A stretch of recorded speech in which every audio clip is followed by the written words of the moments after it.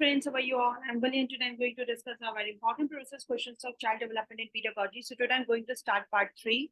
In the previous sessions, we have created 2 parts. So today I'm going to start from question number 17. So question is, in order to address learners from diverse backgrounds, जब आप address कर रहे हैं learners को जो आपके diverse background से हैं, डिफरेंट बैकग्राउंड से आपके लर्नर्स हैं, तो टीचर को क्या करना चाहिए? Avoid taking about aspects related to diversity के टीचर को अवॉइड करना चाहिए। जो बच्चे डाइवर्सिटी से बिलोंग करते हैं, डाइवर्सिटी के बारे में किसी भी तरह की कोई बात ना की जाए क्लास में, या फिर draw examples from diverse setting से। जो बच्चे डाइवर्स लर्नर्स हैं, डाइवर्स बैकग्राउंड से आए हैं, उनके इस तरह के टीचर्स कुछ एग्जाम्पल्स लेकर बात करें क्लास में, या फिर स्टैंडर्डाइज असेसमेंट दे सब बच्चों के लिए, या फिर स्टेटमेंट्स यूज करें जो नेगेटिव स्टीरियोटाइप्स को स्ट्रेंथन करते हैं, दैट मींस उसको बढ़ाते हैं। तो in order to address learners from diverse backgrounds, teacher को क्या करना चाहिए? सो द बेस्ट इज, अगर आपकी क्लास में डिफरेंट बैकग्राउंड के लर्नर्स हैं, तो आप क्या करेंगे? अगर आप कोई भी बात समझा रहे हैं, कोई भी क्वेश्चन आप समझा रहे हैं, किसी भी चीज को आप एक्सप्लेन करें, तो आप एग्जाम्पल्स के थ्रू भी एक्सप्लेन कर सकते हैं। कुछ जैसे कुछ बच्चे डिफरेंट कल्चरल, किसी किसी का, अगर हम डाइवर्सिटी की बेसिस से बात करते हैं तो कल्चरल बैकग्राउंड सबके डिफरेंट हो सकते हैं, सबका बिलीव डिफरेंट हो सकता है, सबके यहाँ डिफरेंट कस्टम्स हो सकते हैं। तो इस तरह से आप एग्जाम्पल्स लेके आप बात कर सकते हैं क्लास के अंदर। So the best answer is second option, which is your correct answer, the teacher should draw examples from diverse settings. So the next question is, problem solving abilities can be facilitated by, जो आपकी problem solving abilities हैं वो किस चीज से facilitate होती हैं?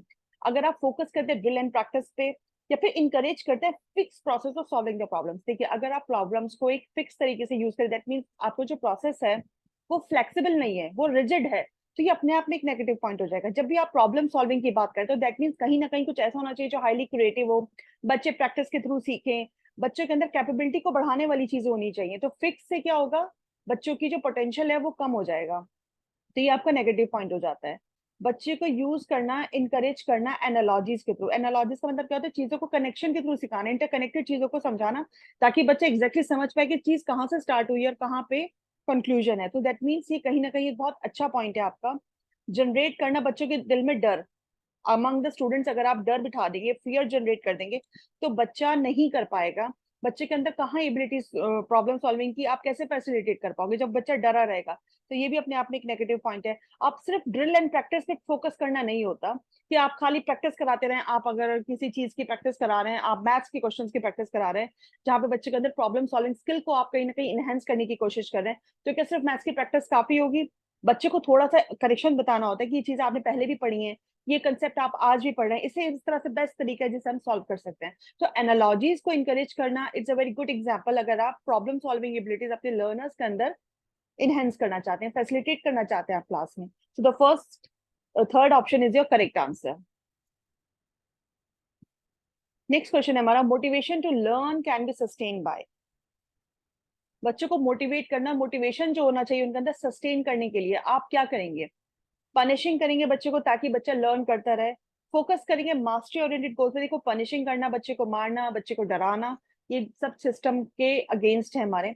So focus on mastery oriented goals. अगर आप मास्टरी ओरिएंटेड गोल्स पे बच्चों को फोकस कर रहे हैं, तो कहीं ना कहीं आप बच्चों को मोटिवेट कर रहे हैं लर्न के लिए, तो ये अच्छा पॉइंट है। Giving very easy task to children, क्या सिर्फ बच्चों को एक आसान टास्क देना टीचर का मोटिव होना चाहिए? बच्चे को आपको फ्लेक्सिबल भी बनाना है, बच्चे को आपको प्रॉब्लम सॉल्विंग स्किल्स भी सिखाने, तो सिर्फ इजी टास्क बच्चे के लिए बेनिफिशियल नहीं होंगे। तो आप, ये ऑप्शन भी आपका गलत हो जाता है। फोकस करना रोड मेमोराइजेशन पे। रोड मेमोराइजेशन पे अगर आप फोकस करेंगे तो कैसे? रोड मेमोराइजेशन तो वैसे ही आपको मना की गई है। बच्चे को लर्निंग, टीचिंग लर्निंग एक्टिविटीज होनी चाहिए आपकी, मीनिंगफुल होनी चाहिए। बच्चे को आप एक्टिविटी के थ्रू सिखा सकते हैं, बच्चे को आपको एक्टिव बना के रखना है क्लास के अंदर। रोड मेमोराइजेशन बच्चे को एक्टिव नहीं बनाता, तो कहीं ना कहीं मोटिवेशन, लर्निंग के लिए मोटिवेशन का कोई काम नहीं करेगा। तो सेकंड ऑप्शन जो आता है हमारा, focusing on mastery oriented goals, कि बच्चे को आप फोकस करें ताकि आप मास्टर ओरिएंटेड गोल्स बच्चे को देंगे तो वो उसके अंदर मोटिवेशन आएगा लर्न करने का, और ये सस्टेन हो पाएगा। So the second option is your correct answer. Next question है हमारा, shame has no relation to cognition. Shame का क्या है? कि बच्चे को शर्मिंदगी जो होती है, जिसे हम कह सकते हैं, इसका रिलेशन नहीं है कॉग्निशन के साथ। क्या ये इसका ऑप्शन सही होगा? या can have a negative impact on cognition, कहीं ना कहीं इसका एक नेगेटिव इम्पैक्ट है जो कॉग्निशन पे हमें देखने के लिए मिलता है। इज वेरी इफेक्टिव, इफेक्टिव तो नहीं हो सकता। बच्चा अगर शर्मिंदा है, बच्चे के अंदर बहुत ज्यादा गिल्ट है किसी भी चीज को लेके, तो वो इफेक्टिव तो नहीं हो सकता बच्चे को लर्न करने के लिए। शुड बी जनरेटेड फ्रीक्वेंटली, अगर आप बच्चे के अंदर टीचिंग लर्निंग प्रोसेस के थ्रू, अगर आप देख रहे हैं कि आप गिल्ट बच्चे के अंदर डाल रहे हैं, बच्चे के अंदर शेम डाल रहे हैं, तो कहीं कुछ बच्चा इन्फिनिटी कॉम्प्लेक्स का शिकार हो जाएगा, बच्चा कॉन्फिडेंट नहीं हो पाएगा, बच्चा नहीं सीख पाएगा, तो कहीं ना कहीं हमारे कॉग्निशन पे इसका एक बहुत नेगेटिव इंपैक्ट आएगा। तो शेम के लिए अगर हम देखते हैं इस क्वेश्चन के लिए, तो second option which is your correct answer according to your answer की। सो नेक्स्ट क्वेश्चन है हमारा, which of the following is most effective mode of teaching and learning. आपको बताना है मोस्ट इफेक्टिव मोड क्या होगा आपकी टीचिंग लर्निंग में। आप अगर रोट मेमोराइजेशन कराते हैं अपने कंटेंट का, मैंने अभी बताया था रोट मेमोराइजेशन अपने आप में एक बहुत बड़ा नेगेटिव पॉइंट है। एक्सप्लोर करना ऑफ रिलेशनशिप्स बिटवीन कॉन्सेप्ट्स, अगर आप बच्चे को एक्सप्लोर कराने, दैट मीन्स बच्चा खुद इनोवेट कर रहा है, डिस्कवर कर रहा है चीजों को, रिलेशनशिप्स को देख रहा है कंसेप्ट्स के बीच में, तो ये एक बहुत अच्छा पॉइंट है। ऑब्जर्व कर रहा है बच्चा विदाउट एनालिसिस, नहीं ये तो गलत हो जाएगा, एनालिसिस तो बहुत इंपॉर्टेंट है, आप क्या ऑब्जर्व कर रहे हो, आप सही ऑब्जर्व कर रहे हो, आप गलत ऑब्जर्व कर रहे हो, तो ये भी अपने आप में इफेक्टिव नहीं होगा।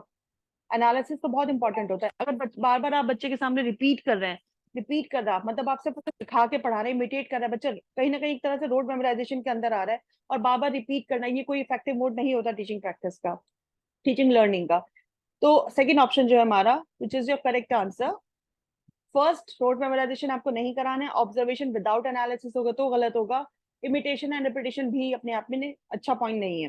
तो बेस्ट पॉइंट हमें इसमें सिलेक्ट करना होता है, तो बेस्ट पॉइंट कौन सा है हमारा, सेकंड पॉइंट।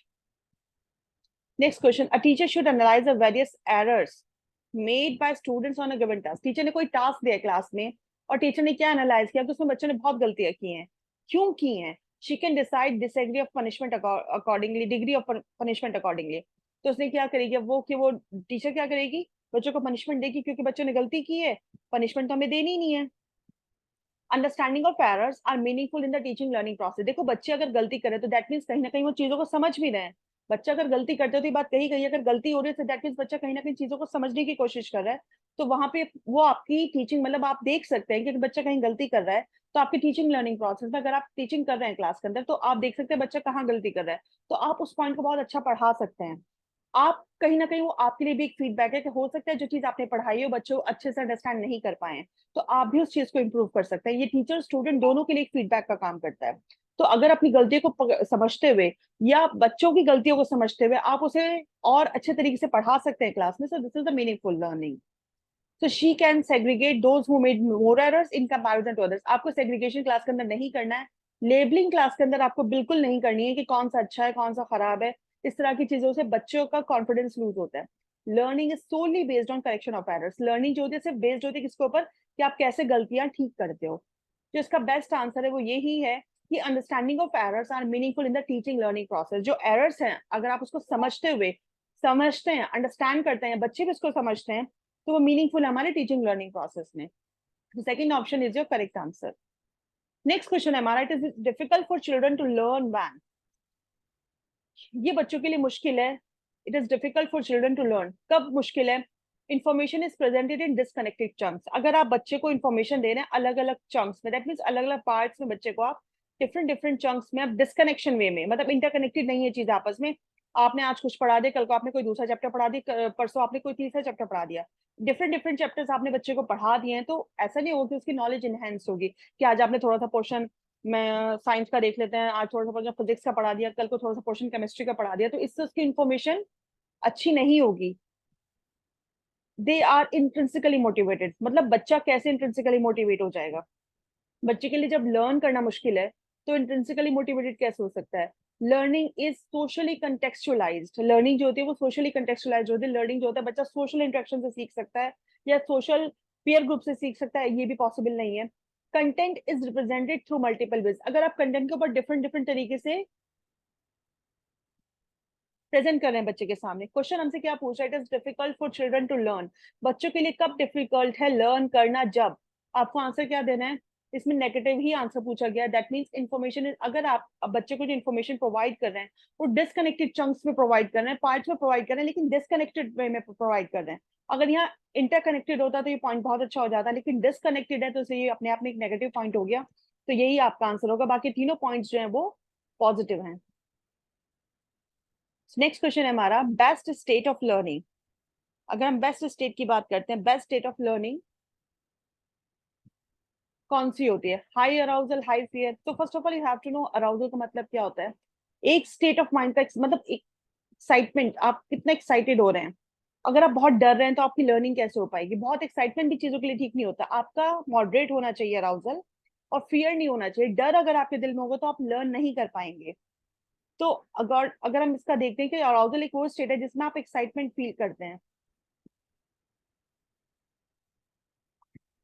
एक्साइटमेंट फील करते हैं जहाँ पे आप अलर्ट होते हैं, तो अलर्टनेस भी सिर्फ मॉडरेट ही बेहतर होती है आपके लिए, और फियर आपके अंदर नहीं होना चाहिए। तो बेस्ट पॉइंट क्या बनेगा इसका? हमारा third option, which is our correct answer.